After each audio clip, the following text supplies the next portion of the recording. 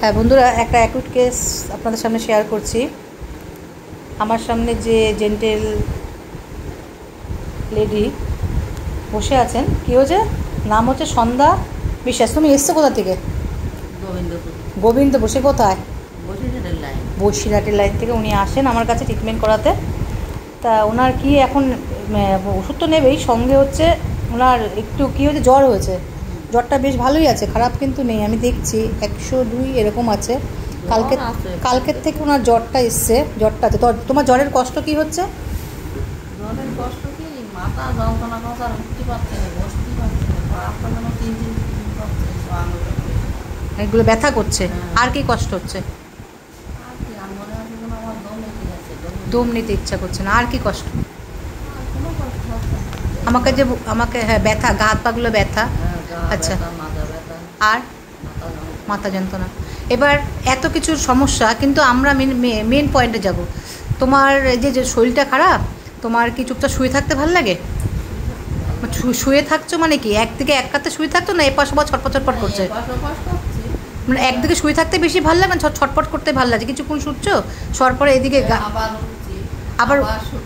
আবার শুচ্ছ, মানে এক কাতে শুয়ে থাকতে পারছো না। মানে তার মানে ওনার রেস্টলেসনেস ভাব আছে। জেলসিমিয়াম হলে এক কাতে চুপচাপ শুয়ে থাকবে। তোমার জল পিপাসা কেমন আছে? যেমন খাও তার থেকে, নর্মাল যেমন খাও তার থেকে কম আছে। আচ্ছা, গন্ধ, জলটা ভালো লাগছে না। পাকার হাওয়াটা কেমন লাগছে?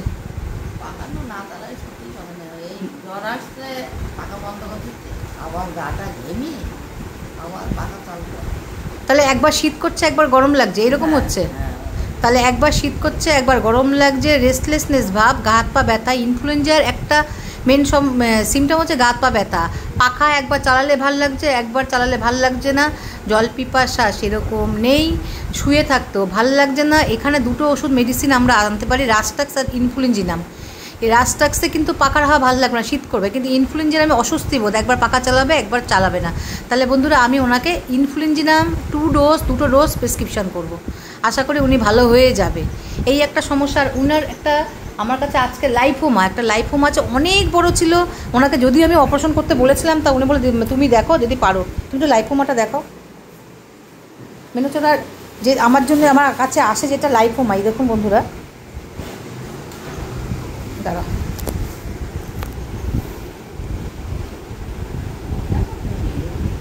এখন একদম কমে গেছে। মানে এই সারাটা পিঠটা জুড়ে ছিল লাইফোমা, সারা পিঠটা জুড়ে ছিল, সারা পিঠটা। কিন্তু এখন এই দেখুন, এখনও এইটুখানি আছে। ওনার সুগার আছে, নানা রকম সমস্যা, এই যে এখনও কিন্তু আছে এই যে লাইফোমা। এবার আপনি বলবেন ওরা চর্বি না, এই দেখুন এই পাশটাই কিন্তু নেই, এই পাশে করলে কিন্তু হচ্ছে না। এই দেখুন, এই যে লাইফোমা একদম কমে গেছে। প্রথমে তো আমি ভিডিও করিনি, অনেক পেশেন্টে করাও হয় না, সবাইকে বলে কত সাকসেসফুল, কতটা, অনেকটা, মানে অনেক কমে গেছে, অনেকটা কমে গেছে। সামান্য এখন তাও আছে, নেই যে তা না, তবে সামান্য, একদম সামান্য আছে। আগে যেমন দপদপ করতো, ব্যথা হতো, তাই তো? না, বন্ধ করো ওটা। আগে দপদপ করতো বলতে না, শুতে পারতে না, এখন শুতে পারছো? এখন শুতে পারছে, আগের থেকে কমেছে, ইমপ্রুভমেন্ট হয়েছে লাইফোমা। দপদপ লাফায়, এখন দপদপ করে না, ব্যথা করে না, কিন্তু মাংসটা লাফাচ্ছে।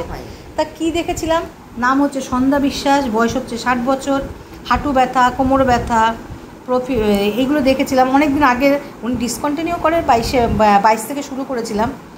লাইফোমা ছিল, হাঁটু ব্যথা ছিল, অস্টিওআর্থ্রাইটিস, লাম্বার স্পন্ডিলোসিস, নানা রকম সমস্যা লাইফোমা। পাস্ট হিস্ট্রি দেখেছিলাম, ওনার টাইফয়েড হয়েছিল, স্কিন ডিজিজ হয়েছিল, যেটা নাকি এক্সটার্নাল অ্যাপ্লিকেশন করেছিল। ফ্যামিলি হিস্ট্রিতে বাবার দিকে ম্যাড, সুইসাইডাল আর হচ্ছে এক্সিমা ছিল। ম্যাটার্নাল দিকে ব্রেন স্ট্রোক, অ্যাজমা ছিল। মাইন্ডের মধ্যে ইরিটেবল মোড ছিল, অন্ধকারের ভয়, সাপের ভয়, কুকুরের ভয়, উইপিং ডিসপোজিশন,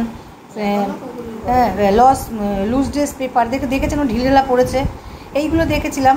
আর দুটো চোখে যে বড় বড় এই যে মোল দেখতে পাচ্ছেন, এই যে একটা মোল দেখেছিলাম, এই দেখে একটা গ্রোথ দেখেছিলাম।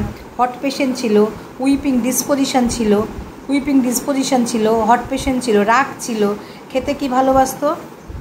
মিষ্টি খেতে ভালোবাসতো। ওনার লবণ ছাড়া চলবে না, এই দেখে আমি আর ওটার মধ্যে দপদপ করতো আর জ্বালা করতো, সেই দেখে মেডোরিনাম 1M প্রেসক্রিপশান করেছিলাম। তারপর হচ্ছে 10M প্রেসক্রিপশান করেছিলাম, তারপরে 50M প্রেসক্রিপশান করেছিলাম, তারপরে সিএম 27/5/24 করেছিলাম, ডিসকন্টিনিউ হয়ে গেছে। ওই করার পরে লাইপোমাটা অনেক কমে গেছে, মাঝখানে আবার হাঁটু ব্যথা ব্যথাগুলো ছিল, পুষ্টিকাম দিয়েছিলাম, আবার মেডোনিরাম আবার 2 ডোজ আবার প্রেসক্রিপশান করলাম। এখন আগের দিয়ে তুলনামূলক এখন ভালো আছো। তাহলে মেডোনিরাম আমি এখন 10M দেবো।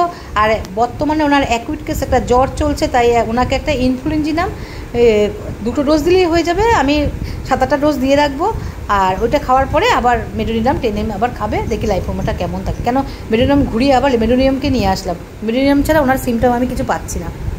ঠিক আছে বন্ধুরা, রাখলাম। লাইপোমা অনেকটা ইমপ্রুভমেন্ট হয়েছে।